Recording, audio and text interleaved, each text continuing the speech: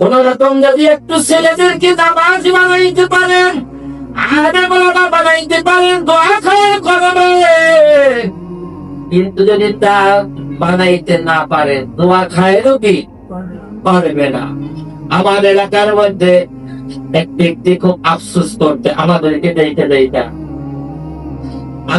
দেখে আফসোস করতেন। একদিন আমার শাহী মসজিদের ইমাম সাহেবকে দেখা কথা বলতেছেন, বলতে বলতে টিউবওয়েলের পাশে বইয়া কান্নাই শুরু করে দিয়েছেন।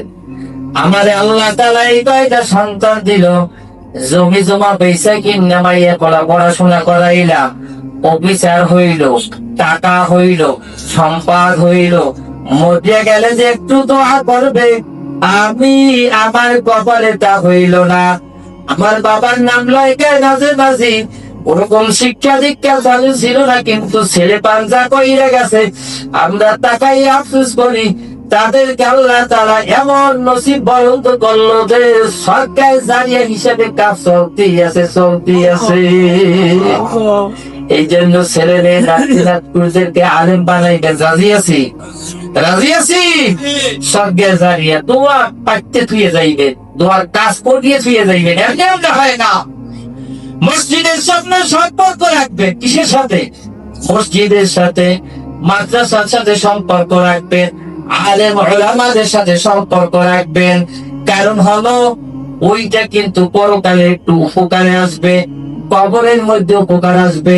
একজন আলেমের সাথে সম্পর্ক করবেন, ইন্তেকালের পর ওই আলেম শব্দ ছুঁই না, অমুক ব্যক্তি ইন্তেকাল করছে, আমার বড় মহব্বত করতো, এই যে আফসোস করবে, আয় আল্লাহ ওনারে তুমি মাফ করে দাও, এই কথা লই আপনার জন্য পরকালে দোয়া হইবে। জোরে কান ঠিক কিনা?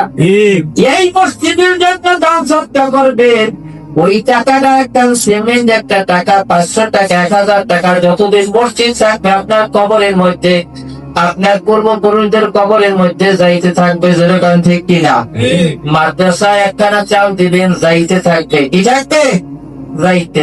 অনেকে ডিপোজিট করে না, ডিপোজিট ব্যাংকে, কি জন্য? মাসে মাসে কিছু পাওয়ার জন্য, বৎসরে কিছু পাওয়ার জন্য। এই পাওয়ার জন্য আপনারা পরকালে ডিপোজিট করবেন। জোরে কান ঠিক? রাজি আছি?